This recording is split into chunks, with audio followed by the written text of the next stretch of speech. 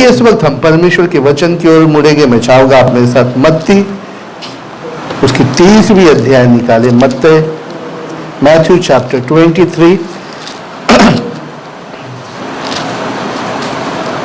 Matthew chapter 23। आज जो प्रचार मैं आपके बीच में करने वाला हूं उसका विषय दोहरे जीवन से बाहर आना, या दोहरे जीवन से बाहर आए और पाप से निपटारा करें। हाल ही में मसीह जगत के अंदर बहुत बड़ी हलचल मची जब लोगों को रवि जकरिया, जो एक एपोलॉजिस्टिक्स या एपोलॉजिस्ट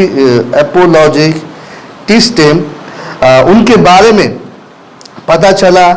वे खंडन करते हैं जो भी मसीह धर्म या मसीहत के विरोध में आते हैं, और एक बहुत ही बड़े प्रचारक और जिनके द्वारा अनेकों के जीवन में आशीषें मिली है, और एक एपोलॉजिटिक्स होने के नाते वे जो हैं उन्होंने बहुत सारे खुलासों को किया है, किताबें लिखी हैं।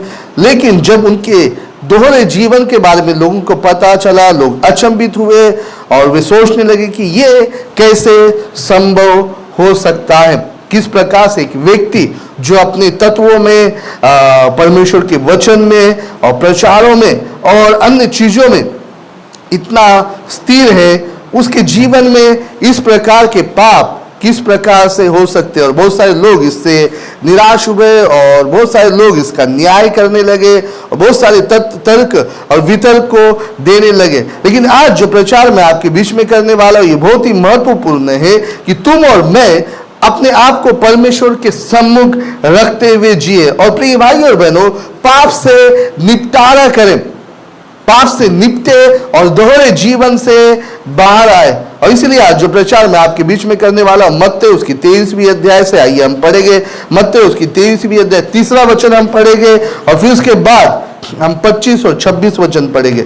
तब यीशु ने भीड़ से और अपने चेलों से कहा, शास्त्री और फरीसी मूसा की गद्दी पर बैठे हैं, इसीलिए वे तुमसे जो कुछ कहे वो करना और मानना, परंतु उनके से काम मत करना, क्योंकि वे कहते तो है पर करते नहीं। 25 वचन, हे कपटी शास्त्री और फरीसी, तुम पर हाय, तुम कटोरे और थाली को ऊपर से मांजते हो, परंतु वे भीतर अंधेर और असंयम से भरे हुए हैं। हे अंधे फरीसी, पहले कटोरे और थाली को भीतर से मांज कि वे बाहर से भी स्वच्छ हो। आइए हम प्रार्थना करेंगे। प्यारे पिता, मैं धन्यवाद देता हूँ तेरे वचनों के लिए पिता। तो हमसे बातें कर तेरे वचन के द्वारा पिताजी हमें समझा, ताकि हम इस बात की गंभीरता को समझे पिता। तेरे पवित्र लोगों को तेरे पवित्र हाथों में ले संभाल, और पिताजी उन्हें मदद कर ताकि वे तेरी आत्मा की अगुवाई में सामर्थ के साथ एक उम्दा मसीह जीवन जिए पिता। प्रभु यीशु के नाम से मांगता हूँ, आमीन। आज जो प्रचार मैं आपके बीच में करने वाला हूं उसका विषय दोहरे जीवन से बाहर आए और पाप से निपटारा करे। पहली बात मैं आपके साथ बांटूंगा वो ये, समस्या क्या है।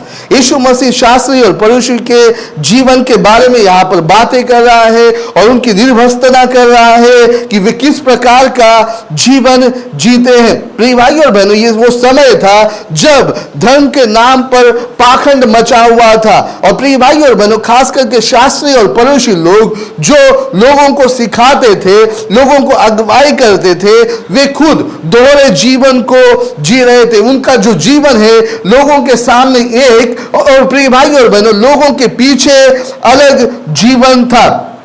और कई बार प्रिय भाई और बहनों, हम देखते हैं कि यीशु मसीह ने शास्त्री और फरीसियों की निंदा की, निर्भत्सना की और उन्हें चेतावनी दी कि उन्हें इन सभी से बाहर आना चाहिए। आज मसीह जीवन भी इससे अछूता नहीं है। बहुत सारे मसीह लोग इसी प्रकार का जीवन जी रहे। वे लोग अंदर से कुछ और है और बाहर से कुछ और है। प्रिय भाई और बहनों, कोई मानसिक बीमारी नहीं है। रवि जकरिया कोई मानसिक बीमारी से पीड़ित व्यक्ति नहीं था, लेकिन प्रिय भाई और बहनों, वो एक सुलझा हुआ व्यक्ति था। हम देखते हैं उनके प्रचारों को और उनके जीवन के हर एक मोड़ को जो लोगों के सामने था। लेकिन प्रिय भाई और बहनों, बहुत बार लोग जो है अंदर से कुछ अलग ही होते हैं। और कई बार लोग सोचते हैं कि ये कोई मानसिक स्थिति है, दोहरा जीवन जीना। लोग सोचते हैं कि ये कोई बीमारी हो सकती है, लेकिन ध्यान दीजिए प्रिय भाई और बहन, ये कोई बीमारी नहीं है कि या आपके अंदर कोई स्प्लिट व्यक्तित्व नहीं होता है कि आप जब चर्च में आते हो आप अलग दिखाई देते हो, जब आप परिवार में होते हो आप अलग दिखाई देते हो। ये सिंपली एक निर्णय है, एक सोच समझ के लिया हुआ फैसला है और कदम है जो आप उठाते हो। प्रिय भाई और बहनों, आप अपने आप को रेप्यूटेड या अपने आप को सम्मानित करना चाहते हो, आप अपने आप को कुछ दिखाना चाहते हो, और जो इसीलिए जब आप चर्च में होते हो, आप पवित्र लोगों के साथ या मसीह लोगों के साथ होते हो, आप दिखाना चाहते हो कि मैं कितना धार्मिक हूं, मैं कितना वचनों को जानता हूं, मैं कितने परमेश्वर की बातों को जानता हूं, बाइबल का मुझे कितना ज्ञान है। आप पवित्र आत्मा के बारे में बातें करते हो। कई बार लोग चिल्ला के स्तुति करते, गीत गाते हैं, प्रिय भाई और बहनों अन्य भाषाओं को बोलते हैं, चमत्कार उनके जीवन में हो रहा है इसकी गवाही देते हैं। और प्रिय भाई और बहनों, कई बार आप जब लोगों के साथ होते हो, आप अपने आप को धर्म को मानने वाले, मसीहत को मानने वाले, यीशु मसीह के फॉलोवर या उसके अनुयायी होने के समान दिखाते हो। लेकिन प्रिय भाई और बहनों, महत्वपूर्ण यह है कि आप अंदर से किस प्रकार से हैं, आप अंदर किस प्रकार से हो। यीशु मसीह ने यहां पर यही कहा, वो कहता है हाय हे कपटियों, शास्त्री और फरीसी। ध्यान दीजिए, ऐसे लोगों को वो कपटी कहता है क्योंकि ये लोग दोहरा जीवन जीते हैं। और इसीलिए प्रिय भाई और बहनों, बहुत ही गंभीर बात है कि तुम्हें और मुझे परमेश्वर के सामने ईमानदार रहना चाहिए। हमें परमेश्वर के सामने, परमेश्वर के सम्मुख, कितने लोग जानते हैं यीशु मसीह ने कहा यदि तुम विश्वास करोगे और प्रतीति करोगे। ध्यान दीजिए, दो अलग अलग चीजें यीशु मसीह बताता है। कदाचित इसका संदर्भ अलग से होगा, लेकिन ये दो शब्दों के बारे में आपको बताना चाहूंगा। विश्वास अर्थात आप प्रभु यीशु मसीह पर विश्वास करते हो। आपका विश्वास ये दर्शाता है, या आपका विश्वास इन चीजों पे होता है कि परमेश्वर कौन है, परमेश्वर क्या करता है, उसने क्या किया है। परमेश्वर के वचनों पर आपका विश्वास होता है, आपको सिद्धांतों पे विश्वास होता है। कैसे आपको सभी सिद्धांत पता होंगे, आप सही शिक्षाओं को जानने वाले होंगे, लेकिन क्या आप उन सभी बातों की प्रतीति करते हो? प्रतीति का मतलब यह है कि आप क्या अपने जीवन में उसका अनुकरण करते हो, क्या आप उसे अपने हृदय में बिठाए हो, न केवल हृदय में बिठाए हो, क्या आप अपने जीवन में उसका अनुसरण करते हुए चलते हो। ये बहुत ही महत्वपूर्ण है। ध्यान दीजिए, हम सभी मनुष्य हैं, कोई भी परिपूर्ण नहीं है। हम सभी लोग सभी बातों से जूझते हैं। लेकिन ध्यान दीजिए प्रिय भाई और बहनों, तुम और मैं उन्हीं चीजों के अंदर पड़े नहीं रहते। मसीह जीवन कुछ अलग है। और प्रिय भाई और बहनों, इसके लिए हमें कुछ निर्णय लेने पड़ते हैं, कुछ कदम उठाने पड़ते हैं, हमें कुछ फैसले लेने पड़ते हैं, त्याग करना होता है, समर्पण करना होता है, हमें चुनना होता है। और ध्यान दीजिए, समस्या यह है कि कई बार लोग जो है परमेश्वर की बातों को गंभीरता से नहीं लेते और वे गलत चुनावों को करने लगते, गलत निर्णय लेते, गलत कदम उठाते हैं। और प्रिय भाई और बहनों, इन्हीं चीजों में पड़े रहते हैं। कई बार लोग आश्वस्त हो जाते हैं और वे प्रकृति का जो जीवन है, परमेश्वर को सम्मुख रखकर जीने का जो जीवन है, उसे नहीं जीते। ध्यान दीजिए, सबसे महत्वपूर्ण समस्या, लोग पाप के साथ समझौता करते हैं। पहली यूहन्ना उसकी दूसरी अध्याय 16वां वचन जब आप पढ़ोगे, यीशु वहां पर यूहन्ना कहता है कि इस दुनिया में ऐसा भी कुछ है जो स्वर्गीय पिता से नहीं है, या पिता की ओर से नहीं है, परमेश्वर की ओर से नहीं है। और वे क्या है? पाप में अभिलाषाएं हैं। पहली यूहन्ना उसकी दूसरी अध्याय आप वहां पढ़ोगे, पहली यूहन्ना उसकी दूसरी अध्याय, आइए मेरे साथ निकाले 16वें वचन के अंदर यहाँ पर अनेक प्रकार के पाप में अभिलाषाओं के बारे में बातें की गई हैं। और उसमें से हम पढ़ सकते हैं, क्योंकि जो कुछ संसार में अर्थात शरीर की अभिलाषा, पापों की अभिलाषा और जीविका का घमंड, वो पिता की ओर से नहीं परंतु संसार की ओर से है। ध्यान दीजिए, सभी पाप इस दुनिया के अंदर है। ध्यान दीजिए, इस दुनिया में सब बहुत कुछ है, लेकिन सब कुछ परमेश्वर की ओर से नहीं है। ध्यान दीजिए, हम इस सिद्धांत या इस विचार या इस तर्क या इस तत्व ज्ञान का अनुसरण नहीं करते कि सब कुछ परमेश्वर की ओर से है। ये खुर्ची परमेश्वर है, ये टेबल परमेश्वर है, ये ढोल परमेश्वर है, झाड़ परमेश्वर है, ये पत्रा परमेश्वर है, ये हाथ परमेश्वर है, ये उंगली परमेश्वर है, या सभी ये दीवार परमेश्वर है। ध्यान दीजिए प्रिय भाई और बहनों, हम इस तत्व का पालन नहीं करते। हमें पता है क्योंकि ये दुनिया परमेश्वर ने निर्माण की है, लेकिन रिबिलियंस या जिसे हम बगावत कहते हैं, जो शैतान ने परमेश्वर के विरोध में बगावत की, और एदेन बगीचे के अंदर जो मनुष्य ने परमेश्वर के विरोध में बगावत की,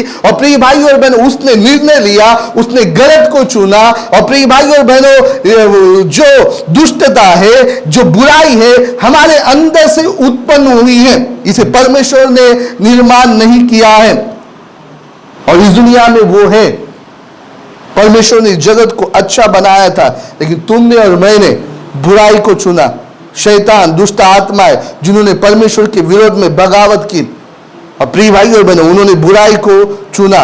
हम सभी लोग एक इच्छा शक्ति रखते हैं, और इसीलिए इस दुनिया में जो आज एक पतित दुनिया है, जो करप्टेड जिसे हम कह सकते हैं, भ्रष्ट कह सकते हैं, ये दुनिया है। और इस दुनिया में बहुत सारी बातें हैं जो परमेश्वर से नहीं है, और इसे सोचना, इसे जानना बहुत ही जरूरी है। मसीह होने के नाते हमें इस बात पर गौर करना चाहिए कि क्या परमेश्वर की ओर से है, क्या परमेश्वर की ओर से नहीं है। और यानी कि प्रिय भाई और बहनों, हम उन चीजों को चुनते हैं जो परमेश्वर की ओर से है, हम उन बातों का पीछा करते हैं जो परमेश्वर की ओर से है। जब आपका उद्धार होता है, यह आपकी आत्मिक जिम्मेदारी होती है कि आप उस उद्धार में बने रहो। आमीन। दीजिए, जब आप प्रभु यीशु के पास आते हो, यदि आप पहली बार प्रभु यीशु के संदेश को सुन रहे होगे, तो ध्यान दीजिए, आपके जीवन में उद्धार बहुत ही महत्वपूर्ण है। उद्धार का मतलब यह है कि आप अपने पापों से छुटकारा पाओ। आमीन। हर एक व्यक्ति परमेश्वर के सामने पापमय है। दीजिए, जब तक वो प्रभु यीशु को ग्रहण नहीं करता, उस पर विश्वास नहीं करता, और यीशु मसीह ने जो कार्य क्रूस पर उसके लिए किए हैं उस पर वो भरोसा नहीं करता, तब तक वो व्यक्ति परमेश्वर से दूर है। यदि उसे परमेश्वर के साथ समेट करना है, यदि उसे परमेश्वर के पास आना है, तो यीशु मसीह ही एकमात्र मार्ग है, वही सत्य है और वही जीवन है, और उसे अपने जीवन में स्वीकार करना अनिवार्य है। और जब आप प्रभु यीशु को अपने जीवन में लेते हो, आपके पाप जो क्रूस पर 2000 साल पहले प्रभु यीशु मसीह ने काम किया है, जो लहू बहाया है, उस लहू के द्वारा धोए जाते हैं, और आप छुटकारा पाते हो। आप प्रभु यीशु के द्वारा छुटकारा पाते हो। आपके पाप जो भूतकाल में आपने किए थे, उस क्षण तक जब तक आपने यीशु ख्रीस्त को ग्रहण नहीं किया था, वे सभी क्षमा किए जाते हैं, और आप प्रभु यीशु मसीह में एक नई सृष्टि बनते हो। आप प्रभु यीशु मसीह में एक नई सृष्टि बनते हो। और ध्यान दीजिए, उसके आगे परमेश्वर जो आपके भूतकाल के पापों का दंड आप पर नहीं रखता, क्योंकि उसका दंड जो है क्रूस पर प्रभु यीशु मसीह ने उठा लिया है, उसकी शिक्षा यीशु मसीह ने अपने ऊपर ले ली है। इसके आगे आपको परमेश्वर के लिए जीना आवश्यक होता है, आपको उद्धार में बने रहना है।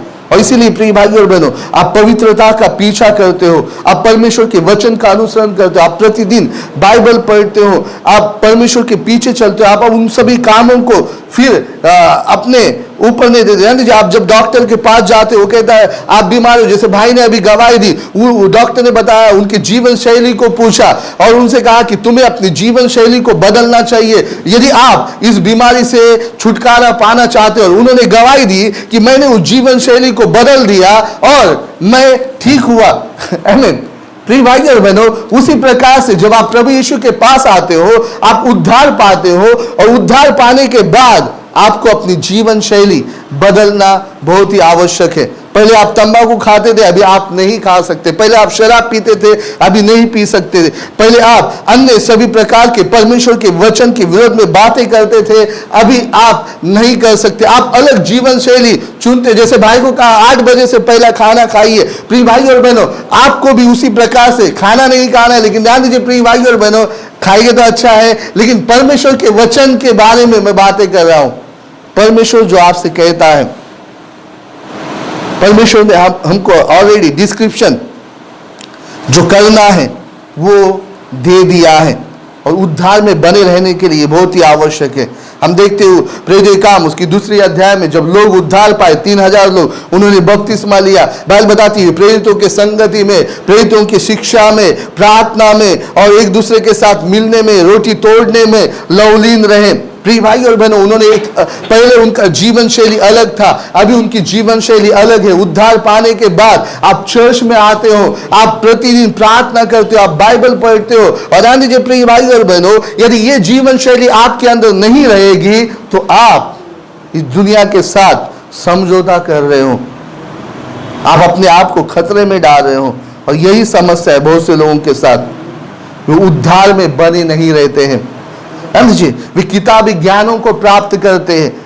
सिद्धांत क्या है, अन्य भाषा या शरीर की सभी प्रकार की, या आप कह सकते हो बहुत सारी चीजें हम मत्थे के अंदर कहते हो पढ़ते हैं। ध्यान दीजिए प्रिय भाई और बहनों, बहुत से लोग अपनी सेवकाई या ज्ञान या वरदानों के ऊपर निर्भर रहते हैं। वे अपने आप को जांचते नहीं। ध्यान दीजिए, कोई गारंटी नहीं कि पर आपके द्वारा क्या हो रहा है, आप कितने संदेश दे रहे हो, आप कितनी ज्ञान रख रहे हो, आप कितनी भविष्यवाणियां कर रहे हो, कितने वरदान है, आप अगुवे हो, पास्टर हो, रेवरेंट हो, या प्रिय भाई और बहनों परमेश्वर आपको बहुत ऐसे इस्तेमाल कर रहा है। 200 लोग, 400 लोग, 10,000 लोग आपके सामने लोग गिर पड़ रहे हैं। और प्रिय भाई और बहनों, कुष्ठ रोगी ठीक हो रहे हैं, लकवे वाले ठीक हो रहे हैं, मरे हुए मुर्दे भी जिंदे हो रहे हैं। लेकिन ध्यान दीजिए प्रिय भाई और बहनों, आपका खुद का उद्धार और आपको अपने आप को, अपने शरीर को पाप से दूर रखना, ये आपकी खुद की जिम्मेदारी है। यीशु मसीह ने कहा अंतिम दिन में बहुत से लोग उठ खड़े हो गए और वे कहेंगे प्रभु जी, हमने तेरे नाम से संदेश दिए, हमने दुष्ट आत्माओं को भगाया, हमने बड़े बड़े काम किए। यीशु मसीह कहता है मैं तुम्हें नहीं जानता। यीशु कहता है अपने चेलों से प्रभु जी कहने वाला हर एक व्यक्ति स्वर्ग के राज्य में प्रवेश नहीं करेगा। क्यों यीशु मसीह ऐसा कहता है? क्योंकि जान लीजिए प्रिय भाई और बहनों, वो जानता है बहुत से लोग अपने व्यक्तिगत आत्मिक जीवन के बारे में, अपने उद्धार के बारे में नहीं सोचते हैं। वे केवल ये देख रहे हैं कि हम क्या कर रहे हैं, हमारे पास कितना ज्ञान है, केवल बाहरी मसीह बनकर रह गए, लेकिन अंदरूनी वे उसी प्रकार से, जैसे कि यीशु मसीह यहाँ पर वर्णन करता है मत्ती की 23वीं अध्याय के अंदर। प्रिय भाई और बहनों, कहता है तुम अपने बर्तन को बाहर से घिस रहे हो, लेकिन वो अंदर से वैसा ही गंदा है। आप बाहर से वरदान से भरे हो, आप चर्च के अंदर मसीह होने का दिखावा कर रहे हो, लेकिन आप अंदरूनी जीवन की ओर ध्यान नहीं दे रहे हो, आप अपने अंदर के कमियों की ओर ध्यान नहीं दे रहे हो। प्रिय भाई और बहनों, ये खतरनाक है। और यही होता है जब आप समझौतों को करते हो।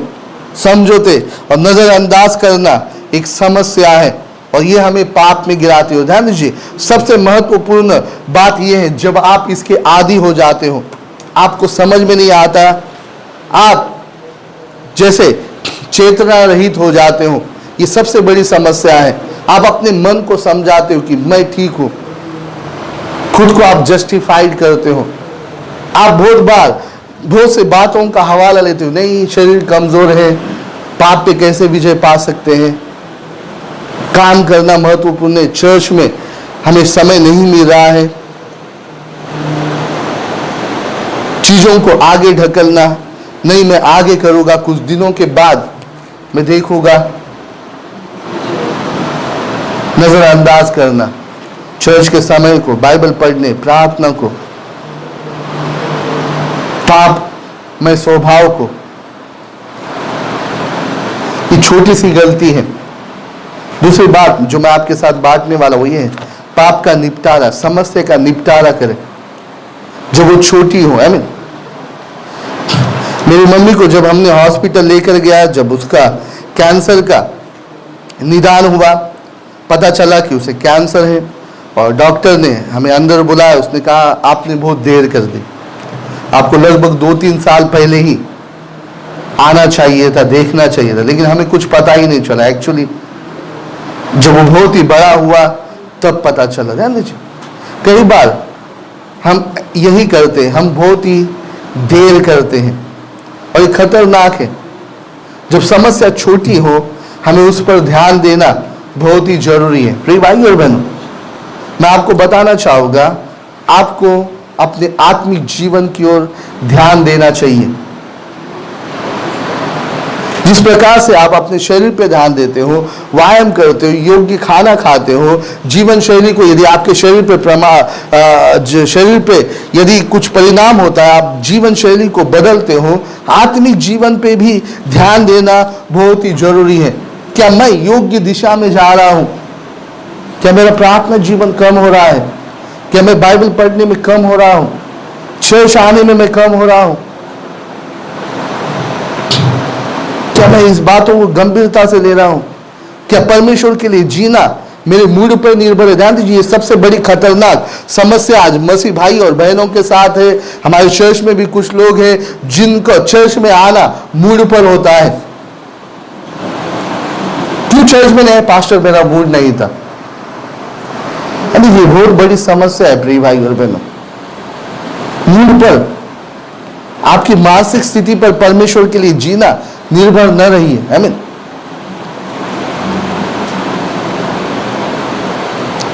लोग जब बीमार होते हैं, वो प्रभु को नहीं जानते, वे चर्च में आते हैं और प्रभु से चंगाई प्राप्त करते हैं। लेकिन मसीह लोगों के साथ समस्या क्या है? आज जब वे बीमार होते हैं, आमीन, जी अभी कोविड है, इसके लिए कुछ हम लोग नियंत्रण को रखते हैं। यदि आपको सर्दी खांसी बुखार है, आप घर पे ही रहें। लेकिन ध्यान दीजिए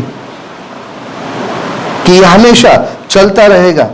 आज मेरा शरीर बहुत दुख रहा है, मुझे आराम करने की आवश्यकता है, और आप चर्च में नहीं आते हो। बहुत से लोगों के साथ समस्या ये होती है, अति धार्मिक होते हैं वे, या सोई की धार्मिकता, खुद की धार्मिकता स्थापित करना। नहीं, मैं ठीक हूं, मैं सही हूं। प्रभु का वचन ये कहता है, यहां पर लिखा है, पास्टर महत्वपूर्ण नहीं है, चर्च महत्वपूर्ण नहीं है, मेरा संबंध डायरेक्ट प्रभु के साथ है। क्योंकि एक वचन लिखा है, तुम्हें किसी को सिखाने की जरूरत नहीं है। और ध्यान दीजिए, उस वचन को लेते हुए बाकी पूरे बाइबल को लोग भूल जाते हैं। मैं घर पे प्रार्थना कर लूंगा, स्वयं धार्मिकता। परमेश्वर ने जो करने के लिए कहा है उसे न करते हुए खुद के लिए एक अलग मार्ग बना लेना, समाधान कर लेना खुद के शरीर का, खुद के बातों का, समय की कमी। परमेश्वर के साथ बिताने के लिए यदि आपके पास समय नहीं है, मैं हमेशा कहता हूं, ये सबसे बड़ी दुर्भाग्यपूर्ण बात आपके जीवन में है। आपके पास काम के लिए समय है, भोजन के लिए, मित्रों के लिए, शादी के लिए, फंक्शंस के लिए, आपके पास उन सभी चीज़ों के लिए पैसे है, धन है, लेकिन यदि आपके पास परमेश्वर के लिए समय नहीं है, उसके कामों के लिए देने के लिए आपके पास, आप सोचते हो कि धन नहीं है, तो इससे बड़ी बात दुर्भाग्यपूर्वक कौन सी भी नहीं है। गंभीरता से न लेना, हल्के में लेना। ये जब सभी बातें जब आपके जीवन में छोटी ही रहती है, तभी इसके साथ निपटना बहुत ही जरूरी है। पौलुस कहता है पहली कुरिन्थियों उसकी 10वीं अध्याय 27 वचन के अंदर, आइए मेरे साथ निकाले, पहली कुरिन्थियों उसकी 10वीं अध्याय और 27 वचन। परंतु मैं अपनी देह को मारता, कूटता और वश में लाता हूँ, ऐसा न हो कि औरों को प्रचार करके मैं आप ही किसी रीति से निकम्मा ठहरूं। ये केवल पास्टर के लिए लिखा हुआ नहीं है, ये हम सब के लिए है। पौलुस एक प्रचारक था, वो कलीसिया से ये बातें कह रहा है, वो चर्च से कह रहा है कैसे हमें अपने आप को प्रभु के लिए शिस्तता में लाना है। वो कहता है मैं अपने देह को मारता, कूटता और वश में लाता हूं। आमीन। इसका मतलब ही नहीं कि आप एक हंटर ले और आज आपको चर्च में आने का मन नहीं हो रहा है, आप ठपक करके मारे खुद को और फिर चर्च में आए। आमीन। इसका मतलब ये अपने आप को लेकर आए, आपको मूड नहीं हो रहा है, चर्च में आइए। आपको काम से समय नहीं मिलता है, जल्द से जल्द दूसरा काम ढूंढिए जिससे आपको चर्च में आने के लिए समय मिले, जल्द से जल्द। आमीन। वहीं पर चिटके नहीं रहिए। ध्यान दीजिए, समस्या यही है, लोग वहीं पर चिटके रहते हैं और वो कहते हैं कि दूसरा कोई मार्ग ही नहीं है, इसके सिवा मैं इस पे विजय नहीं पा सकता, मैं इससे छुटकारा नहीं पा सकता। क्या आप अपने आप को इसके लिए पाप में ही देते रहोगे? क्या आप अपने आप को इसके लिए ठंडे जीवन में ही देते रहोगे और अपनी आत्मा का अपने शरीर के साथ नाश होने दोगे? आमीन। प्रिय भाई और बहनों, आप उसके साथ चिटके नहीं रहते। आपको आगे आने की जरूरत है, अपने आप को बाहर निकालने की आवश्यकता है और उन सभी बातों को जो परमेश्वर की बातों के साथ समझौता करते हैं उसे नजरअंदाज करने की आवश्यकता है, न कि परमेश्वर की बातों को नजरअंदाज करना। दीजिए मसीह लोगों, ये बहुत ही जरूरी है, अपने आप को जांचते रहें। दूसरी बात ये बहुत ही महत्वपूर्ण है, जब बातें छोटी होती है उसके साथ निपटारा करें। और दूसरी बात, यदि आप पाप और इस समस्या से निपटारा करना चाहते हो, अपने आप को जांचते रहें, परखते रहें। और ध्यान दीजिए, ये एक बात नहीं कि आप एक दिन आपके किया इसीलिए चर्च रखा है, इसीलिए प्रार्थना, इसीलिए मैं आपके लिए पास्टर परमेश्वर ने दिए हैं, इसीलिए अगुवाई परमेश्वर ने दी है, ताकि आपके ऊपर परमेश्वर के वचन का मारा हो और आप अपने आप को जांच पाए। इसीलिए आपको प्रचार सुनने चाहिए ताकि हम अपने आप को जांचें। प्रिय भाई और बहनों, दूसरी कोरिन्थियों उसकी 13वीं अध्याय, आइए निकाले, दूसरी कोरिन्थियों उसकी 13वीं अध्याय और 5वां वचन। 2 Corinthians chapter 13:5। अपने आप को परखो कि विश्वास में हो कि नहीं, अपने आप को जांचो, क्या तुम अपने विषय में ये नहीं जानते कि यीशु मसीह तुम में है? नहीं तो तुम जांच में निकम्मे निकले हो। पौलुस वो यहां पर जोर दे रहा है, पौलुस यहां पर दबाव डाल रहा है। वो कहता है कि अपने आप को परखो कि विश्वास में हो कि नहीं, अपने आप को जांचो, क्या तुम में यीशु है? आमीन। क्या तुम्हारे अंदर यीशु मसीह है? वो अपने अंदर झांकने के लिए कहता है। कई बार आप केवल बाहरी जीवन देख रहे हो,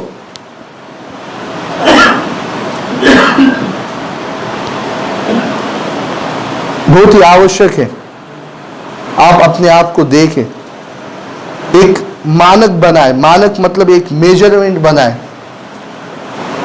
परमेश्वर का वचन इसके अंदर दिया है, मेजरमेंट ही, क्या मैं पाप के साथ समझौता कर रहा हूं? क्या मैं चर्च में नियमित तरह से आ रहा हूं? परमेश्वर के लिए मेरे पास समय है? परमेश्वर के लिए मेरे अंदर कितनी भूख और प्यास है?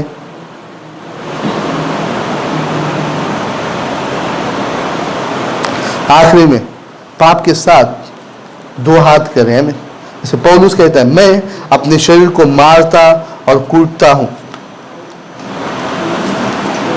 पहली कोरिन्थियों उसकी 10वीं अध्याय 27 वचन हमने पढ़ा।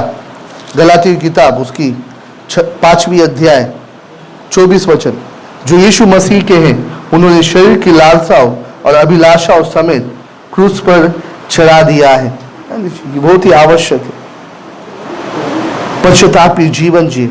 जब आप अपने आप को जांचते हो, परखते हो, आपको पता चलता है कि कहां पर कमी है। हाल ही में हमने मेरे गाड़ी के सिलेंडर का परीक्षण किया। आमीन। हमने जांचा क्या सिलेंडर कहीं खराब तो नहीं है, लीकेज तो नहीं है, और फिर उसे वापस लगा दिया गया। हर उड़ान से पहले प्लेन की बारीकी से जांच की जाती है, और जब बारीकी से जांच की जाती है, उन्हें कमी घटिया पता चलती है और वे उसे सुधार देते हैं, और तब वो प्लेन उड़ता है, वो विमान उड़ता है और यात्रियों को सुरक्षित ढंग से पहुंचाता है। और बहुत से एक्सीडेंट में ये पाया गया है कि लोगों ने जांच ठीक से नहीं की और इसीलिए वो एक्सीडेंट हुआ, इसीलिए वो विमान गिर पड़ा और बहुत से लोग मर गए। क्या आप जानते हो प्रिय भाई और बहनों, आपका जो मसीह जीवन है हर दिन इस जांच से जाना चाहिए। हर सुबह, हर दोपहर, हर शाम, जब आपको लगता है कि पाप मुझे खींच रहा है, अपने शरीर को मारिए, कूटिए। आमीन। मतलब कुछ चाकू बीकू अपने हाथ में मत रखिए, कुछ ये नहीं। मैं शारीरिक देह दंडन के बारे में नहीं कह रहा, क्योंकि बाइबल नहीं सिखाती। बाइबल बताती पवित्र आत्मा के द्वारा उस पर नियंत्रण ले आना। तुम और मैं प्रिय भाई और बहनों पवित्र आत्मा की सहायता लेते। प्रभु मुझे मदद कर, परमेश्वर को पुकारे, परमेश्वर मुझे मदद कर ताकि मैं इस पाप से बच सकूं। परमेश्वर मुझे सहायता कर ताकि मैं इस गंदगी से बाहर निकल सकूं। प्रभु से सहायता मांगी और चीज से दूर भागी। हम देखते यूसुफ वहां से भाग निकला। पौलुस तीमुथियुस से कहता है जवानी की अभिलाषाओं से भाग। आमीन। उन्हें कहता है दूर रहे, उन्हें कहता है, वो कहता है भाग। आमीन। प्रिय भाई और बहनों बहुत ही जरूरी है। पौलुस कहता है 5वीं अध्याय गलातियन चैप्टर 5:16 16वीं वचन, पर मैं कहता हूं आत्मा के अनुसार चलो तो तुम शरीर की लालसा किसी रीति से पूरी न करोगे। आमीन। पाप से दो हाथ करें। आमीन। अपने आप को परमेश्वर के सामने लीन और नम्र कीजिए, पश्चाताप कीजिए। आमीन। वहीं पर पड़े नहीं रहिए। आमीन। पत्रस उदाहरण देता है, वो कहता है दूसरी पत्रस के अंदर मेरे ख्याल से 2 अध्याय 22 वचन, उन पर यह कहावत ठीक बैठती है कि कुत्ता अपनी छाट की ओर और नहलाई हुई सुअरनी कीचड़ में लौटने के लिए फिर चली जाती है। पत्रस उन लोगों का वर्णन कर रहा है जो पाप को अपने अंदर देखते हैं। वो जानते कि मैं गलत कर रहा हूं, मैं चर्च में नहीं आ रहा हूं, मैं प्रार्थना नहीं कर रहा हूं, मैं बाइबल नहीं पढ़ रहा हूं, मैं अपने आप को व्यभिचार में दे रहा हूं, या मैं अपने आप को लालच के अंदर दे रहा हूं, मैं बेईमानी का धंधा कर रहा हूं, या अन्य किसी भी प्रकार का पाप। और प्रिय भाई और बहनों उन्हें पता है, वे प्रार्थना तो करते प्रभु मुझे क्षमा कर, लेकिन प्रिय भाई और बहनों वे क्या करते हैं? वे वहीं पर बैठे रहते हैं। कितने लोग यहां पर हैं, यदि आपका पैर गंदगी में पड़ गया तो फिर आप क्या करते हो? दूसरा पैर भी लगा देते हो, फिर वहां पर क्या करते हो? वहां पर ही जमीन के ऊपर उस गंदगी में बैठे रहते हो? नहीं ना, आप तुरंत जाते हो, साफ करते हो। अभी हम अपने साथ सैनिटाइजर रखते हैं, मास्क रखते हैं। हमें आत्मिक जीवन में कितने लोग हैं? पत्रस कहता है हमें वहीं पर नहीं पड़े रहना है, उस नहलाई हुई सुअरनी के समान कीचड़ में फिर से लौटना नहीं है। प्रभु अपने आप को जब आप जांचते उस पाप से बाहर आइए, अपने आप को परमेश्वर की बातों में दीजिए और ध्यान दीजिए ये मदद करेगा। ध्यान दीजिए, आशा ये है कि परमेश्वर हमारे लिए हमेशा उपलब्ध है। 3 चीजें हमारे लिए हमेशा उपलब्ध है: परमेश्वर का अनुग्रह, परमेश्वर की दया, पवित्र आत्मा की सहायता और प्रभु यीशु का लहू, उसकी सहभागिता। हमें कभी भी नहीं भूलना है। यदि आप पाप करते हो तो परमेश्वर, यदि आप सच में मन फिराओगे तो परमेश्वर आपको क्षमा करेगा। दूसरा, आपको उस पाप में बने नहीं रहना है, आपको वहां से बाहर आना है। तीसरा, पवित्र आत्मा की ओर ध्यान देना है। परमेश्वर का वचन में कहता है वो तुम्हें पाप के विषय में निरुत्तर करेगा। है वो आपको कन्विंस करेगा, आपको बताएगा क्या पाप है। आपको सुनना है पवित्र आत्मा की, और उस पाप के अंदर जाने से अपने आप को रोकना है। परमेश्वर हमेशा आपको रोकेगा। परमेश्वर हमेशा आपके अंदर कहेगा कि तुम्हें चर्च में जाना चाहिए, दशमांश देना चाहिए, या प्रभु के लिए जीना चाहिए। प्रभु की वाणी सुनिए, अपने आप को कठोर मत बनाइए। इज़राइल के विषय में परमेश्वर कहता है भला होता कि तुम उसकी वाणी सुनते और अपने मन को कठोर नहीं करते। प्रिय भाई और बहनों, कठिन या पत्थर के माथे के मत बनिए। प्रभु आपसे कहता है गंभीर बनिए। मैं कहता हूं चर्च में आइए, चर्च में आइए, हर सभा में आने का प्रयास कीजिए। मैं केवल संडे सुबह आता हूं, क्या इतना या पर्याप्त नहीं है? प्रिय भाई और बहनों, प्रभु के लिए अपने आप को ज्यादा से ज्यादा दीजिए, तब आप इस संसार के अभिलाषा और पापों पर विजय पाओगे। याकूब कहता है प्रभु के पास आओ तो वो तुम्हारे पास आएगा।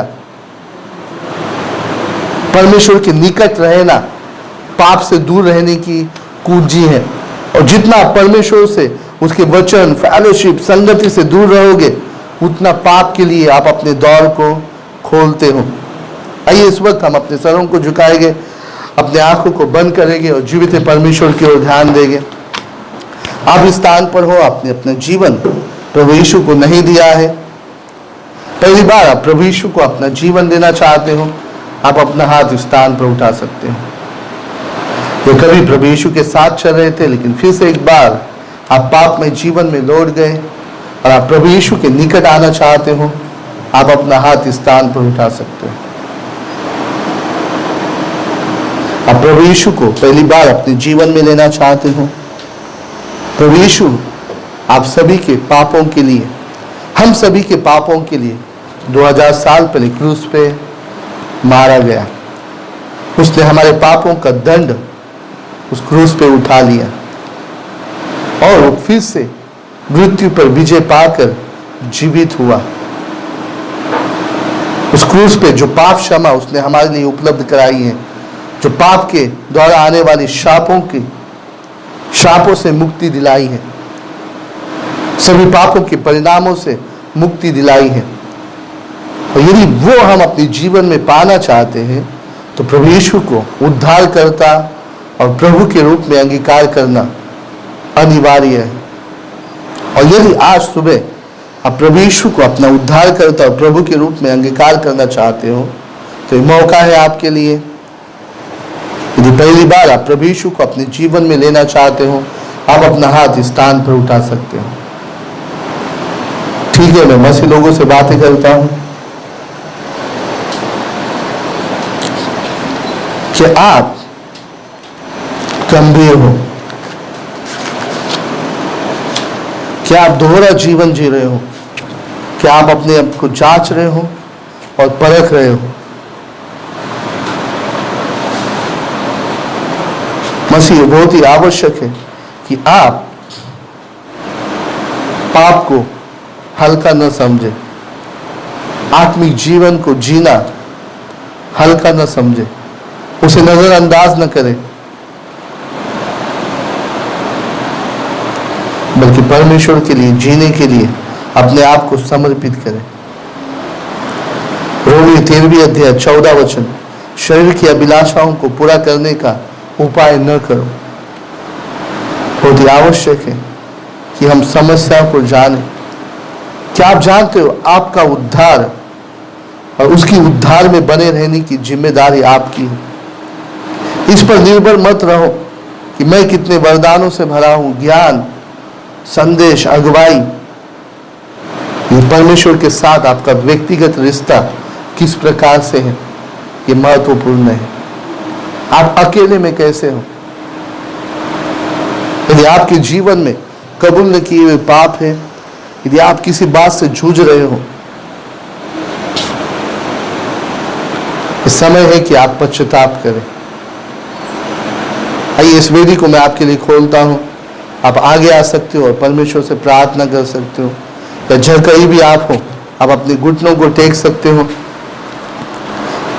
और प्रार्थना कर सकते हो। आइए इस वक्त हम प्रार्थना करेंगे। हालेलुया पिता, धन्यवाद यीशु, रिबारादियान दलरलरला। आइए चर्च प्रार्थना करें। आइए परमेश्वर के सामने लीन और नम्र होइए। अपने सभी उन पापों का अपने आप को जांचिए, जैसे पौलुस कहते हैं अपने आप को जांचो, अपने आप को परखो कि तुम विश्वास में हो कि नहीं, क्या मसीह तुम में है।